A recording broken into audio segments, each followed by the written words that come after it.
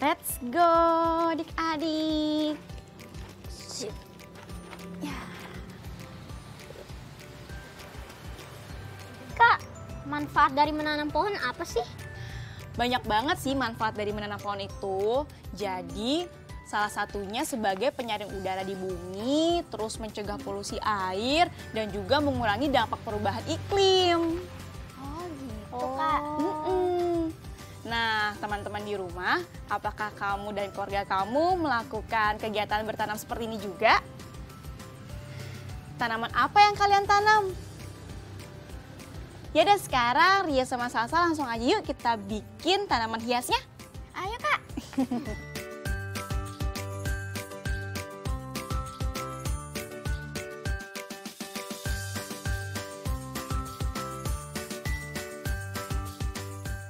Selamat pagi teman-teman kelas 4. Bagaimana nih kabar kalian hari ini? Semoga selalu dalam keadaan yang sehat ya. Sebelum kita mulai pelajaran hari ini, yuk siapkan buku latihan dan juga buku catatan kalian. Jangan lupa juga untuk berdoa supaya ilmu yang didapat hari ini bisa bermanfaat untuk kita semua. Hari ini kita akan belajar tentang energi alternatif. Apa ya yang dimaksud dengan energi alternatif? Kita simak dulu ya yang satu ini. Energi alternatif adalah energi pengganti bagi energi yang berasal dari bahan bakar fosil. Contoh energi alternatif antara lain energi biomasa, energi angin, dan energi air. Kita bahas satu persatu yuk. Energi biomasa. Energi biomasa adalah energi yang berasal dari tumbuhan atau hewan. Energi angin adalah energi yang berasal dari kekuatan tiupan atau gerak angin. Dan yang terakhir, energi air yaitu energi yang berasal dari kekuatan gerak arus air. Energi merupakan tenaga atau kekuatan untuk menggerakkan atau bertumbuh.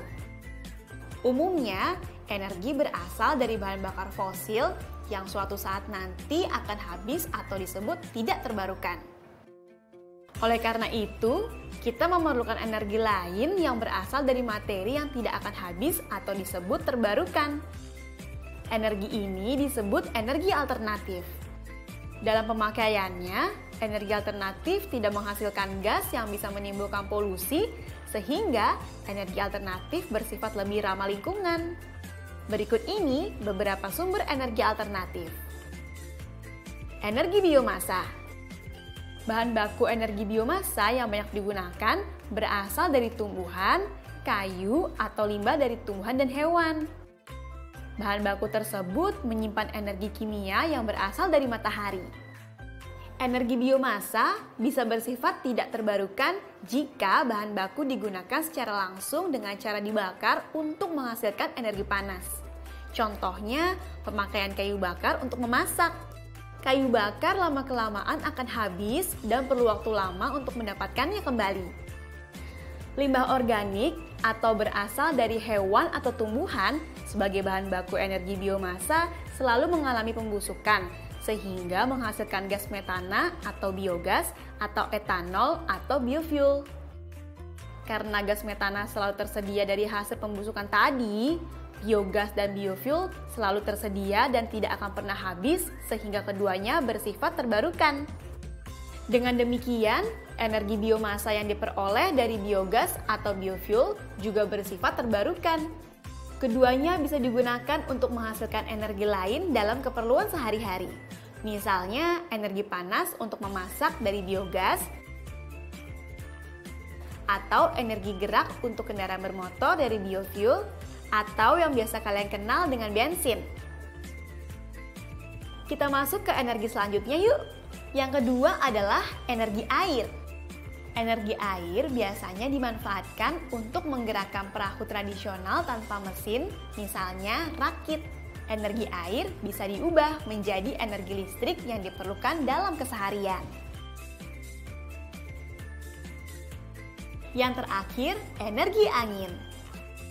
Energi yang berasal dari gerakan atau tiupan angin bisa digunakan untuk menggerakkan kapal layar.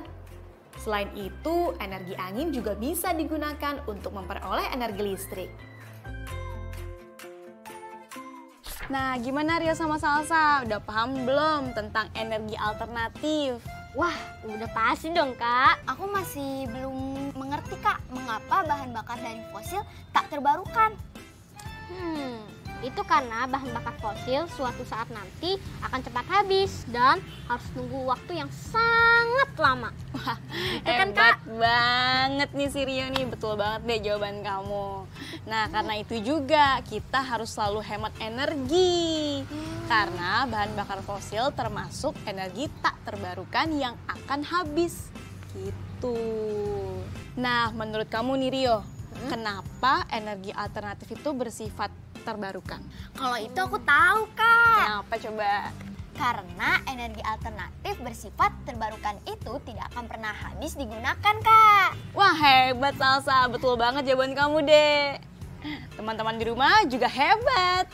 Nah, selanjutnya teman-teman bisa menjawab soal-soal berikut ini di buku latihan kalian ya. Kalian bisa mendiskusikan jawabannya bersama ayah, bunda, atau anggota keluarga kalian lainnya.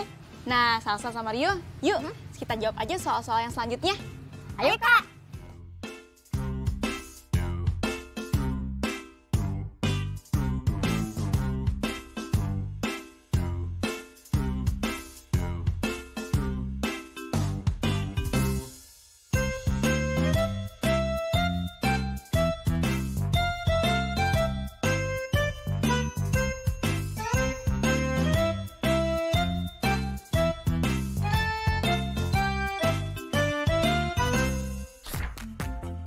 Setelah membaca materi tentang energi alternatif, kita juga mempelajari 5 kosakata baru loh. Yang pertama ada energi, yaitu tenaga atau kekuatan untuk menggerakkan atau bertumbuh.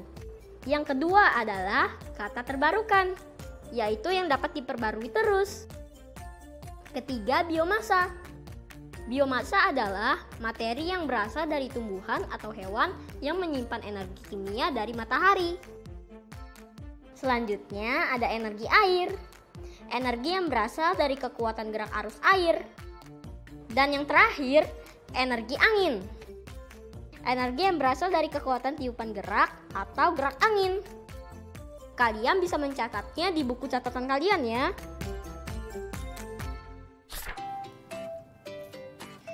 Nah, Rio, kita kan udah belajar nih tentang 5 kosakata baru. Gimana kalau sekarang kita catat pengertiannya dalam bentuk bagan seperti ini? Buatlah bagan ini di buku latihan kalian ya. Tulislah dalam setiap kotak pada bagan pengertian dari energi terbarukan, energi tidak terbarukan, energi biomasa, energi angin, energi air, dan energi bahan bakar fosil. Kalian bisa mendiskusikan jawabannya bersama orang tua kalian atau wali kalian di rumah. Jangan kemana-mana ya teman-teman. Kami akan kembali setelah yang satu ini. Lanjutin tadi belajarnya. Yuk. Iya, ini dibikin.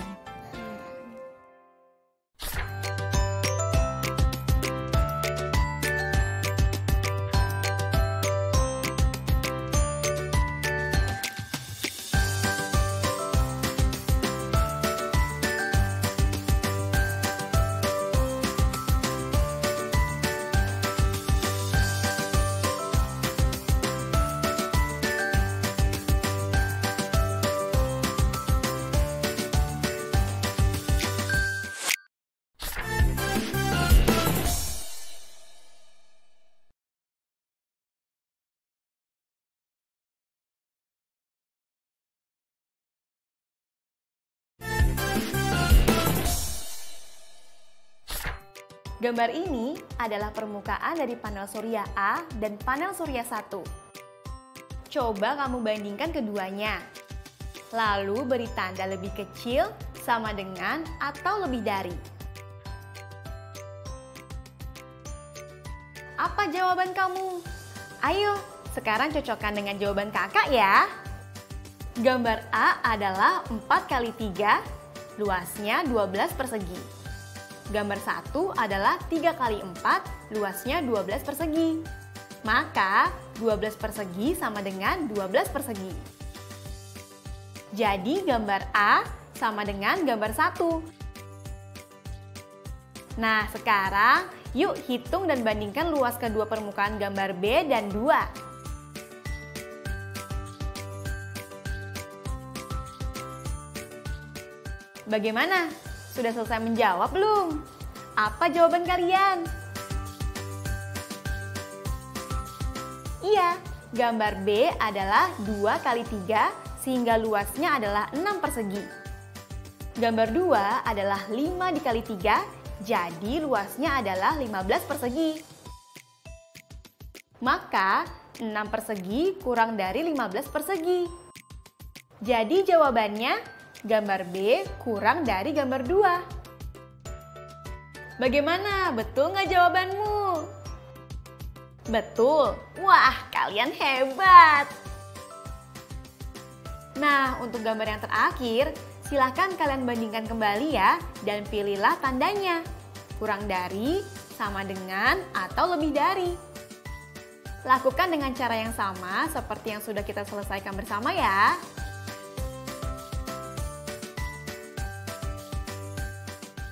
Sudah dijawab? Silahkan minta ayah, bunda, atau kakak di rumah untuk mengeceknya. Teman-teman, tahukah kamu perbedaan antara pembangkit listrik tenaga air atau PLTA, pembangkit listrik tenaga uap atau PLTU, dan pembangkit listrik tenaga surya atau PLTS?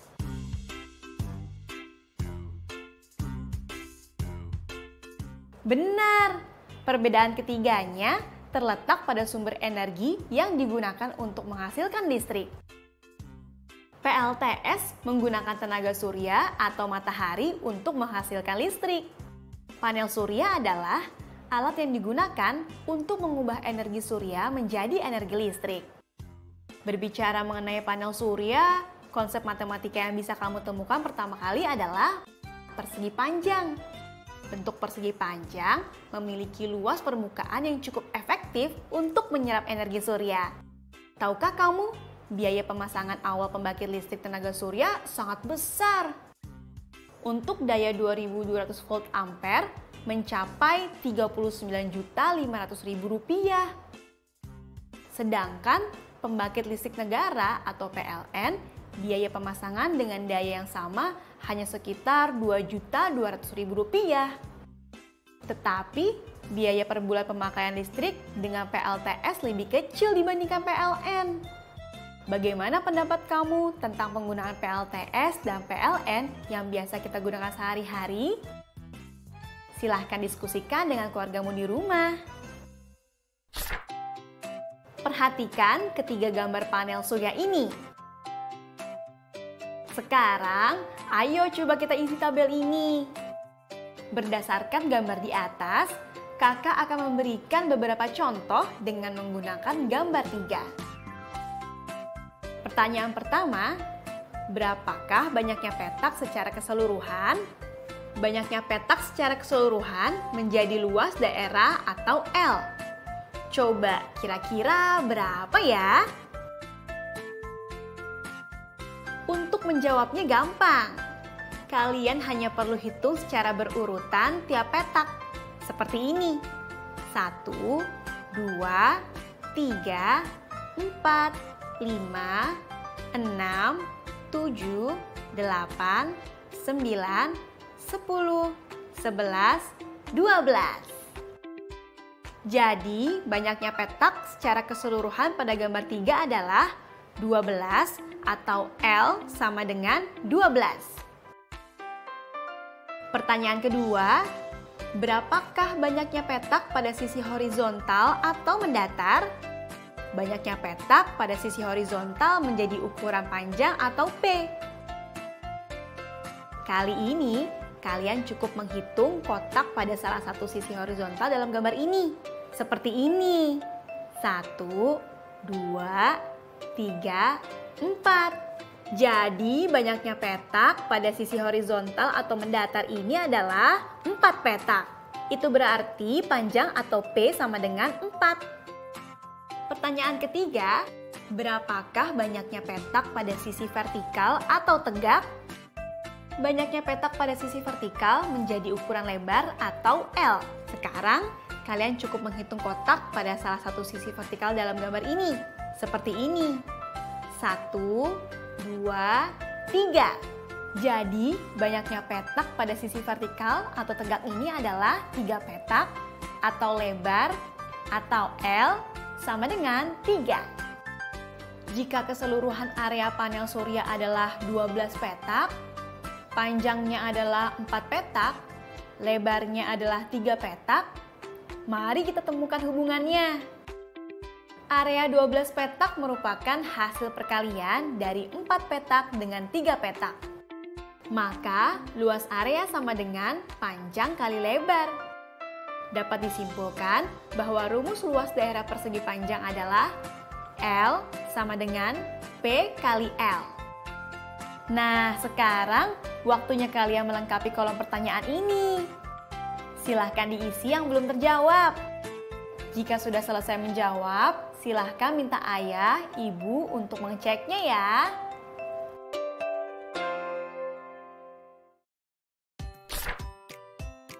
Rio dan teman-teman di rumah, perhatikan gambar panel surya ini ya. Berapa ya panjang panel surya ini? Bentar Kak, aku mau hitung dulu ya. 1, 2, 3, panjangnya 3 petak Kak. Iya, benar. Panjang panel surya adalah 3 petak atau P sama dengan 3 petak. Kalau panjangnya 3, lalu bagaimana dengan lebar panel surya ini? Aku tahu Kak. Lebarnya 2 petak. 1, 2, jadi 2 petak. Iya, betul banget. Lebar panel surya ini adalah 2 petak atau L sama dengan 2 petak. Lalu, berapa luas dari area panel surya ini? Karena kamu sudah tahu panjangnya 3 petak dan lebarnya 2 petak, kamu bisa gunakan rumus untuk mencari luasnya, yaitu L sama dengan P kali L. Aku coba ya Kak. Luas sama dengan panjang kali lebar. L sama dengan P kali L sama dengan 3 dikali 2 sama dengan 6 petak. Jadi, luas perseginya adalah 6 petak Kak. Sekarang mari kita beralih ke soal cerita. Siap Kak. Pak Sukaman adalah seorang pembuat senter bertenaga surya. Senter yang dibuatnya membutuhkan panel surya kecil dengan luas permukaan 8 cm persegi. Jika diketahui ukuran panjang panel surya tersebut adalah 4 cm, berapakah ukuran lebar panel surya kecil yang harus Pak Sukaman buat? Informasi penting dari soal cerita ini adalah luas panel surya sama dengan 8 cm persegi, panjang panel surya sama dengan 4 cm, berapa lebarnya? Cara mencari lebar, kita gunakan rumus mencari luas persegi panjang. Luas sama dengan panjang kali lebar. 8 cm persegi sama dengan 4 cm kali lebar. Teman-teman, 4 dikalikan berapa ya supaya hasilnya menjadi 8? Atau kamu bisa menghitung dengan cara 8 dibagi 4. Artinya, lebar sama dengan 8 cm persegi dibagi 4 cm sama dengan 2 cm. Atau L sama dengan 2 cm. Ternyata mudah banget ya Kak. Untuk mencari lebar, hanya tinggal membagi luas dengan panjang. Terima kasih loh Kak atas penjelasannya. Sama-sama Rio. Teman-teman, jangan lupa ya mencatat judul-judul buku atau teks bacaan yang sudah kita baca hari ini. Seperti hari ini, aku sudah membaca teks berjudul Energi Alternatif dan Panel Surya. Jangan sampai lupa ya mencatat judulnya. Teman-teman, inilah yang sudah kita pelajari hari ini.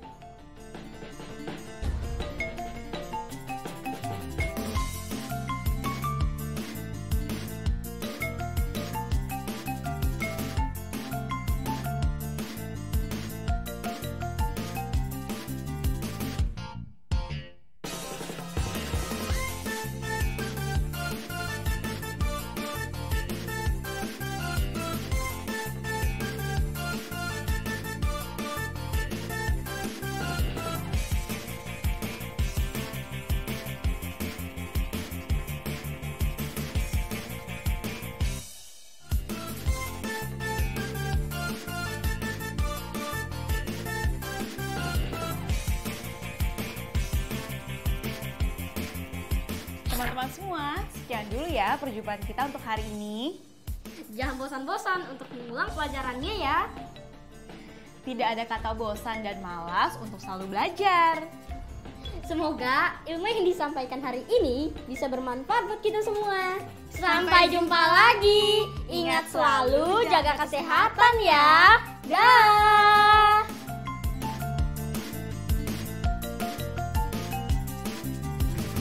Sekarang tetap belajar dari rumah ya teman-teman. Ingat, jaga jarak, rajin mencuci tangan, dan pakai masker agar kita mencegah penyebaran COVID-19. Sampai jumpa!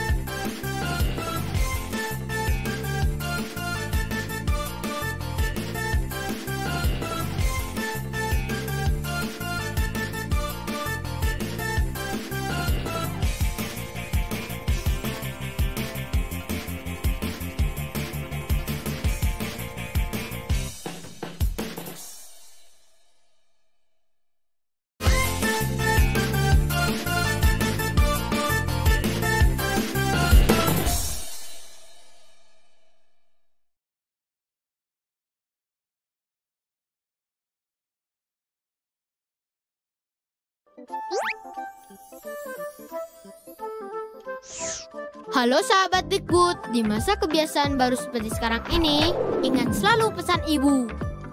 Keluar rumah kalau penting saja ya nak, ingat untuk selalu 3M. 3M itu mudah dilakukan dan bisa mencegah penyebaran virus corona. Menggunakan masker, mencuci tangan dengan sabun dan air mengalir, menjaga jarak. Sahabat Dikbud, kalau kamu sayang keluarga, jangan bawa virus ke rumah ya. Ingat pesan ibu, ingat 3M.